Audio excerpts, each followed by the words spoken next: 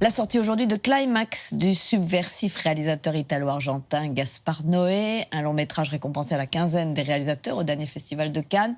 L'histoire vraie d'une fête qui dégénère en chaos, l'épopée terrifiante d'une troupe de danseurs hip-hop drogués à leur insu. Voici 3 bonnes raisons d'aller voir ce film choc.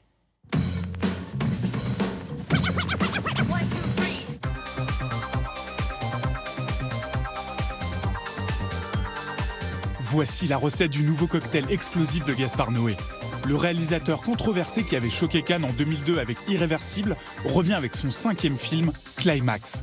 Une troupe de danseurs célèbre leur dernier jour de répétition autour d'une sangria. 90 minutes de fête dont vous ne sortirez pas indemne. Qu'est-ce que t'as mis dans la sangria? Je me sens pas bien. De quoi tu parles? Voici 3 bonnes raisons d'entrer dans la danse.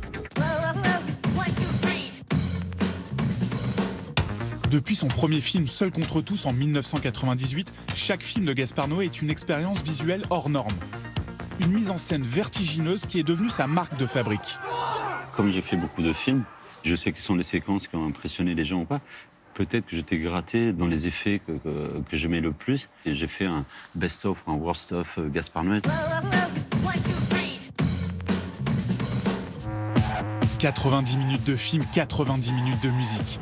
Des tubes de Céron à Daft Punk, la bande-son de Climax est un personnage à elle toute seule. Gaspar Noé a construit la narration du film autour de sa sélection musicale. J'aime bien faire des films où la musique ne s'arrête pas.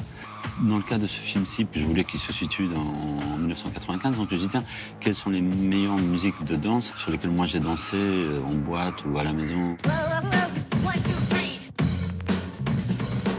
La franco-algérienne Sofia Boutella crève l'écran. Elle, qui s'est fait connaître par ses danses hip-hop et ses collaborations avec Madonna, enchaîne depuis les rôles secondaires dans des blockbusters. Dans Climax, elle nous prouve qu'elle est une actrice de premier rang. Je t'ai dit, arrête. Pense à ce que je t'ai dit hier, s'il te plaît. Ça va, y'a personne, ça va. Il y a eu une chance inouïe de travailler avec elle. Et j'étais halluciné par la qualité de jeu de Sofia quand elle fait la fille au verre dosé qui ne se contrôle pas. Toutes les prises étaient aussi bonnes les unes que les autres.